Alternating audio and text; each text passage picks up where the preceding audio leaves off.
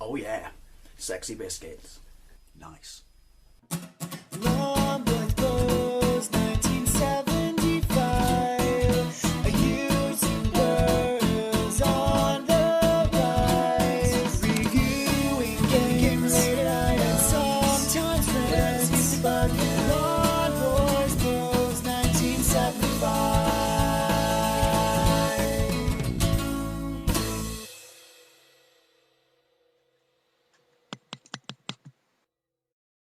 Hey YouTube, Non-Boys Post 1975, and welcome to the Wednesday vlog.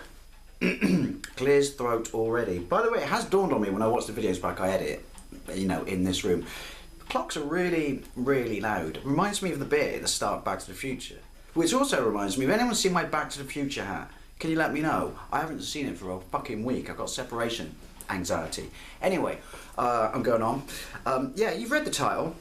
I haven't done one of these somewhat more serious, thought-provoking, engaging, whatever, asking for your opinion vlogs in a while. Now, this is nothing to do with me, by the way. This is a general observation across YouTube that I've been seeing for a bit, and travelling through comment sections of other people's videos and stuff like that, and seeing people that, as a YouTuber, you grew up with being in the centre of your channel or whatever, and knowing the people they hang around with and stuff like that. Yeah, it's just sort of observations I've noticed across YouTube, and and I want to compare it to real life, because it seems to be not just YouTube but stigma of social media, and I don't understand why this is something that doesn't happen as seriously. It doesn't happen as much in real life as it does on social media. But yeah, basically, do some people take YouTube too seriously or too competitively and get upset when other people surpass them? Now, like I said, the reason I see this is, there's drama everywhere at any one time when you look on YouTube. That's part and parcel of social media. Now, all social media, whether that's because, well, hang on a minute, there's drama in real life as well, but I honestly think that there is more drama on social media. Maybe that's because you travel through all these sites and all these things, gives you a bigger sort of sphere of people and different individuals and groups and stuff like that than you do in your immediate circle in the real world. No idea why I'm turning my hand, but yeah, there's a lot more drama out here. Now, is that also because obviously you should give someone an anonymity and a keyboard and the fact that they could be thousands of miles away from someone else, then they will be a dick or something like that, or will allow them the luxury to do what they would never do in public, I don't know. You never truly know someone until you see what goes on behind closed doors. But as I said, and also you could argue that all of this is a moot point, because there will always be people who just have that competitive streak. It's a personality thing. It's like an addictive personality. It's the same sort of thing. It's inherent, already exists within an individual. But no, I just see that sometimes people seem to get the level of, I don't know, they've got a level of self-entitlement, and then get upset when people come onto the scene, and then achieve what they achieved in literally months, and then surpass them or circumvent them, eclipse them, and that somehow that's unfair, and somehow it shouldn't happen. It should be the other way around. And then people who become friends or were friends then seem to fall out, and then this becomes something personal when all it is something that you could never control in the first place, and just internet. Like I said, drama. And I mean, I'm not going to name any cases like that. As I said, at any one time you can jump on interwebs and you will see drama, and I don't want anyone to name anything like that. I just want to know your observations on it about this. Do some people take this too seriously? Do some people are far too competitive and need to take a step back and understand what this is? To fall out with someone over essentially a hobby in digital form is ridiculous. But yeah, it happens everywhere, and it's like,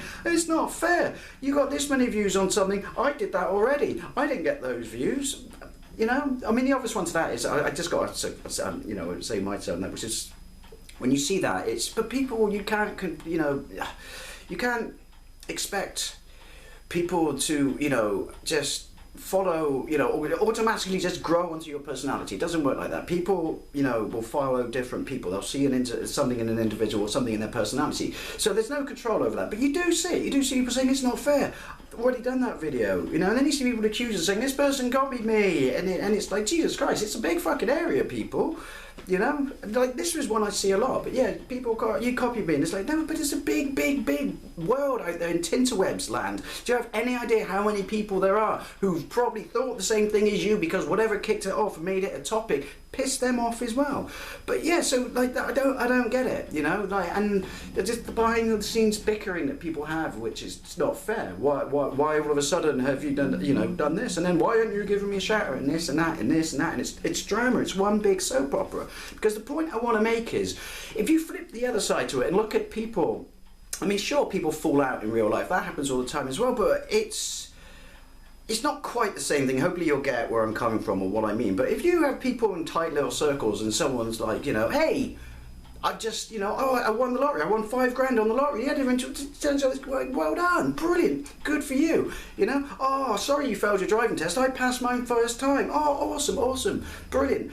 Good for you. Like I studied, I did this, I've achieved that, oh, I got this amazing job. And people are wonderful and they're supportive, at least this is what I've noticed, wonderful, supportive and generally appreciative of the other individual and what they've achieved. So why is it that you take the same sort of thing, all right, granted it's just a YouTube channel, or other forms of social media, whether it's Twitter and things like that, and all of a sudden there's this, like I said, maybe it's because you don't,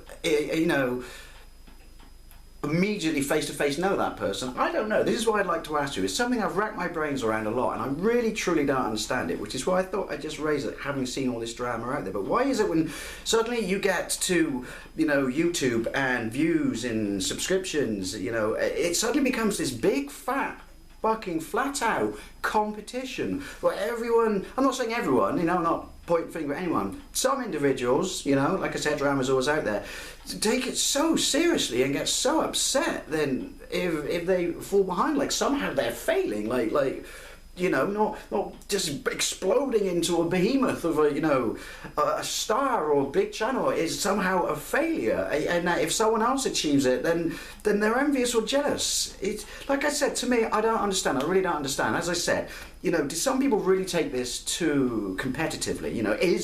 Why do people seem to think or treat YouTube as a competition? Why does this drama exist more here and not outside in the real world? I'm waffling.